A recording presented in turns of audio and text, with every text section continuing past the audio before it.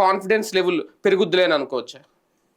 భారతీయ జనతా పార్టీకి సంబంధించి అసలు అభ్యర్థే లేడు అని మాట్లాడారు అందరూ. ఉమ్, ఒక సీఎం రమేష్ కంటే సమర్థుడైనటువంటి తెలుగుదేశం అభ్యర్థి ఎవరున్నారు అనకాపల్లిలో? ఉమ్, ఉంటే సీఎం రమేష్కి ఎందుకు ఇస్తుంది? ఉమ్, ఇచ్చే పరిస్థితి ఉందా? అసలు అభ్యర్థే దొరకలేదు కదా వాళ్ళకి. పీలా గోవింద్ పేరు ముందంతా ప్రచారంలోకి వచ్చి ఏమి చేసుకోలేకపోయారుగా. అవును.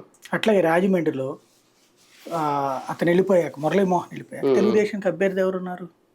ఉమ్, పురంధేశ్వర్ లేకపోతే అంతకంటే బలమైన అభ్యర్థి తెలుగుదేశంలో ఎవరున్నారు రాజమండ్రిలో పార్లమెంట్కి? yeah, అట్లాగే నరసాపురం శ్రీనివాస్ వర్మ.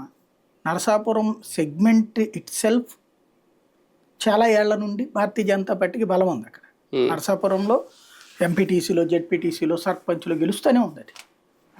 అలాంటి గెలుపుకి కారణం అక్కడ ఆ విధంగా గెలుస్తోంది కాబట్టి ఒకప్పుడు కృష్ణరాజు గెలిచారు, ఒకప్పుడు గోకరాజు గంగరాజు గెలిచారు. వాళ్ళు ఏమో అక్కడే పుట్టి పెరిగిన వాళ్ళు కాదు కదా.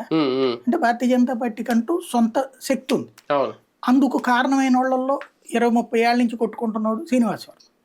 అతనికి అవకాశం దక్కింది. అతనికంటే రఘురామకృష్ణరాజు టీవీలో, పేపర్లలో పాపులర్. ఇప్పుడు పవన్ కళ్యాణ్ దేశమంతా పాపులర్.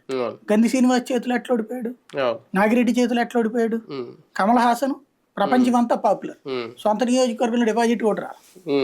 కాబట్టి మీడియా బిల్డప్